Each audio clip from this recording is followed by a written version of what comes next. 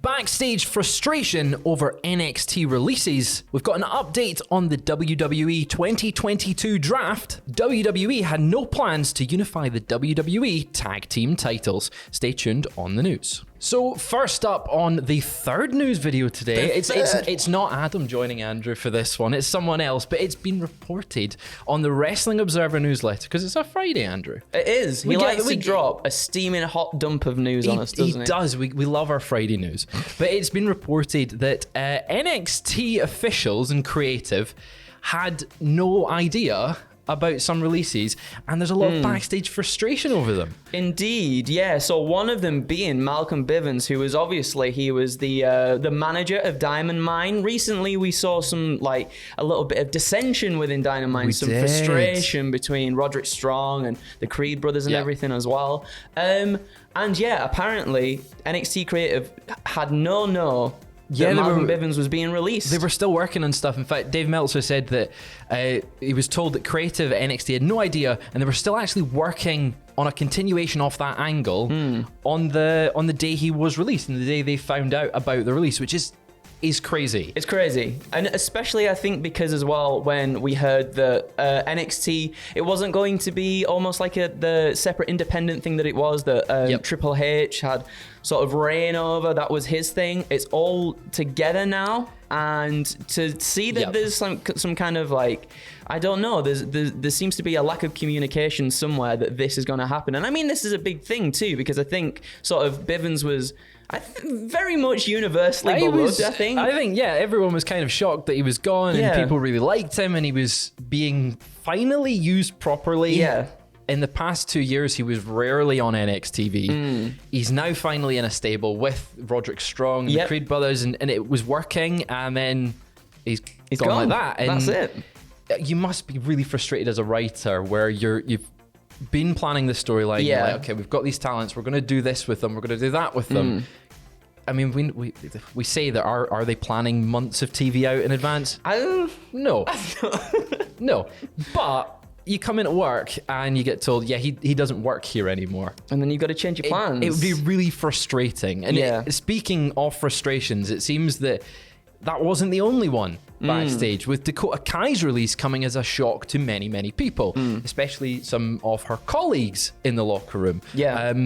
It seems, Kai started with WWE back in 2016. She's been one of the sort of leading female talents on NXT, would you say? I think that's safe to say. Yeah, definitely. Especially sort of when she turned heel and everything. I think her stuff with Tegan Knox, and then also with Dakota Kai as well. When Raquel Gonzalez, when she picked up the NXT Women's title, there was definitely she was very much at the forefront of that division for a while. Yeah. She recently won the tag titles for a very brief period of time. But she got a recent title run, so again, it comes as a bit of a shock. Now, we reported it last week with the releases that she wasn't planning on signing a new contract with WWE. She had declined to stay. Maybe, and I guess when we're saying there's a lot of surprise and shock backstage that they cut early, I mean, she was doing dark matches and stuff for SmackDown as well. You would have assumed that the next logical step up would have been to go to the main roster. However, and I think she would have fit into the main roster very well. Yeah, actually, agree. I think the main roster women's scene does need some sort of fresh faces in there. And yeah, to see that go, it's such a shame, because she showed a lot of promise, and everything that she was given, like the gimmick where she had the imaginary best friend, and she was there was a lot of nuances to it. She was able to portray it in a really fun and interesting way, because you get given something. NXT fundamentally changes, and people get these wacky gimmicks, for the lack of a better word. I think that's an appropriate way to put it. But she really ran with it, and I think that her on the main roster and her being able to do that kind of stuff and just mold and adapt to what she's given, I think she would have absolutely run away on there. It's crazy that they didn't see her as a main roster talent. Yeah. Like we've reported in the past that while she, as you said, she was doing dark matches, there was no plans to actually bring her up to the main roster. Yeah. So with people backstage being very shocked at her release, it might not be too much of a shock in that aspect. No. She maybe didn't see a future in the company herself, not signing another contract extension. But it's just crazy. Someone as respected as her in the locker room. Yeah. She was like a safe hand it seems with everyone, she seems that someone very reliable talent that can go out and put on a really, really great match and have a strong showing. Yeah. But speaking of strong showings, Andrew, my goodness, we've got some strong sales for WWE 2K22. Tell me what the story is. I do. So strong sales for WWE 2K22. That's it. We're both big gamer boys. We love the games. You've got a wee Last of Us tattoo. I got Last of Us tattoos. I got Zelda tattoos. Oh I my got God. the job lot. So you need to get a 2K22 tattoo. If only. That's what the Backlash stream. So we're streaming WWE 2K22 at 3 o'clock. Myself and Sam playing through the Backlash card, and I'm going to get a massive "W" tattooed on my giant bald head. So 2K22 released at the start of March, and it just received, it received fairly good reviews and everything too. It was definitely a step up from what we'd seen with WWE 2K20. In terms of quality, there was many bugs in 2K20. Oh, but they were fun though. Meltzer has been reporting that despite not having solid numbers, the game did sell very well and has been charting since its release. 2K22 debuted with a 390% higher digital sales launch compared to 2019's WWE 2K20. Yeah, so the UK digital, the 2K digital chart, UK digital charts, I should say, is a very early figure. That's from way back in April. Meltzer confirming today that he's not got any solid numbers for the US sales, but if you take those, you look at the April figures, it's going to be quite a big improvement, and anything's going to be an improvement over 2K20. And this is really good as well. I think I was reading just before we started recording this as well, Stephanie McMahon in the quarterly calls and everything was saying she was incredibly happy. I think WWE across the board are very happy with 2K, that sort of put their faith and their trust back in that company. So I can very much see, if they've not already signed a deal to continue the 2K series further, I think they're very much, it's a strong possible, well, not even, I think it's, this news sort of kind of confirms that. It's like, look, they're going to stick with 2K, and we might see a release next year. Maybe it's all up in the air with that. But staying with WWE, we have an update on the 2022 WWE Draft. One of my favorite events of the year. Is it I love the draft. Really? Because it takes me back to 2010, where you'd win a match and then you'd be like, oh, SmackDown's got a point, SmackDown's got a point. And I liked it after WrestleMania, but this year's is not going to be after WrestleMania. It's not. It's looking like it's going to be set for August or September, just after SummerSlam. Now, SummerSlam is coming a wee bit early this year, July 30th. Aren't we lucky we're getting an early SummerSlam? So the height of summer, July 30th. Wrestling. We love wrestling here at Cultaholic. But Dave Meltzer and Ringside News are both reporting that WWE is looking to host the draft late August, early September, some point between SummerSlam and when they come over to the UK for Clash at the Castle.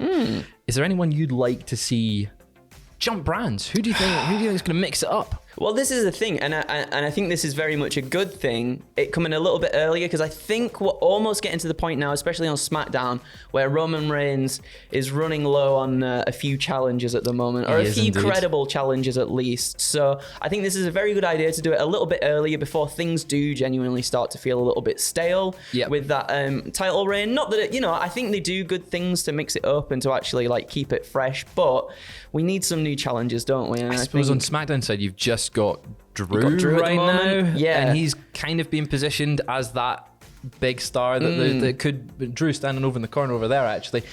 We could see him maybe get a big push in the later half of the year, but he's getting it now. So who would you want? Any names spring to mind? I mean, obviously with the WWE title stuff, I think Cody's a big one for me. I think, although I think SmackDown's kind of such a good show on its own as it is without Cody at the moment. Having Cody in the mix there would just absolutely blow the roof off things, I think. For me, it's Cody or Seth. Yeah, I think those two could lead SmackDown really, really well. And it seems like we're going to keep distinct brands if the draft is coming, which lines up with our next story, with WWE saying there is no plans to unify the WWE Tag Team Championships. Now, I don't know about you, Andrew, but this entire month, I have been very, very excited for the unification match of all unification matches for the WWE Tag Team titles, of course. RK Bro versus the Usos. Yes.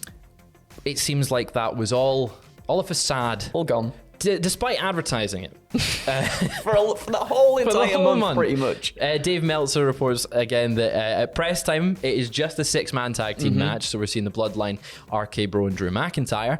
And there might potentially be a stipulation added to it for both titles to go along the lines. Yeah. But as of right now, it's just a bog standard tag team match. He continues to say that there is no current plans for them to unify the tag belts at any point in the near future, but obviously that call would be up to Vince McMahon. Yeah. The belief is that it's a bad idea to merge the belts because they're not merging the brands, which again, why we might be getting the draft. Yeah. I think it's crazy that they would advertise a match that's definitely not taking place. Now we know card subject to change. Yes. I mean, this was very much like, I think the reason why a lot of us were excited for Backlash. Backlash very much, if that is the main event of Backlash, that's very much a house show match. It feels like a SmackDown. It's so strange. We've got 6 matches on the card so far. There's literally 1 title match on that whole entire card thus far. I mean, we've got SmackDown, things might change, but the whole premise of Backlash, I feel like, has been very much rooted around the unification of the tag team titles. And I mean, we've had a whole storyline of it with RK Bro and the Usos too. And Reigns being like, I've got both belts. You guys go and get yourself some more. Which is I think that's a natural progression for the Bloodline storyline as well. And I really hope we do get it. I think having floating champions is a good thing because it feels almost like, especially on Raw, the tag team division are really getting fleshed out a lot more. And it would be nice if we could have more focus on the tag team division because, again, they are belts up until sort of recently with RK Bro and the Usos as well. I think the tag team belts were kind of another one of those things, almost like the mid-card belts where it was like, it's inconsequential almost, like it doesn't feel like something special. Yeah, it doesn't feel important at all. But I think we spoke quite extensively on a podcast recently about this issue and saying that they would feel more important if they were unified. And obviously there's contractual deals with like Fox and USA that they want to keep the brands separate. But I would like to see them unified. But that is all the news we have for you just now. I will be back tomorrow morning with Sam on the news on a Saturday for your lovely Saturday news of the fallout of SmackDown. Have you got anything you want to plug, Andrew? What have you got? You've got your stream today. We got the stream today. You've got your stream today as well. Stream, yeah, I'm very excited for it. Are you in a Papa John's yet? I'm not in a Papa John's yet. Maybe we'll be in a Papa John's tonight. Maybe we will. But we've got plenty of content going up over the weekend. We've got What Happened that will be up not long after the pay-per-view. You'll have Ross with WTF Moments, and you'll have myself and Adam Pacitti on the live stream for WWE WrestleMania Backlash 2022. So exciting. Who's ready for a fun weekend of wrestling? I know we are. But we will see you soon. Wrestling.